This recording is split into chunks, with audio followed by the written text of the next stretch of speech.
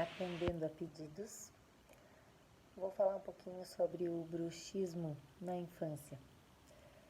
O bruxismo é o apertamento ou o ranger de dentes, e isso ocorre em todas as idades. Todo mundo em algum momento da vida vai fazer bruxismo. O mais comum é fazer de forma inconsciente durante o sono, mas também pode acontecer bruxismo durante a fase de vigília, ou seja, acordado. Na infância, basicamente, o bruxismo tem relação com problemas respiratórios, ansiedade, e sim, criança também tem causas de ansiedade das mais variadas, desde a perda de um brinquedo até alguma bronca da mãe.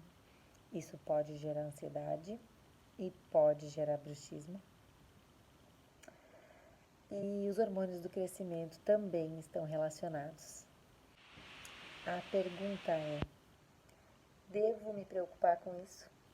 As mães, principalmente, né? Eu percebo que meu filho está rangendo os dentes à noite, por exemplo. Isso é um fator preocupante. Devo buscar ajuda de profissionais? Devo aguardar? Como proceder quando a gente percebe que o nosso filho está fazendo bruxismo? Então, devemos prestar atenção nos seguintes fatores. Primeiro, se o bruxismo for continuado, não cessa por períodos de meses. Segundo, se o bruxismo gerar consequências como dores de cabeça, principalmente nessa região dos temporais,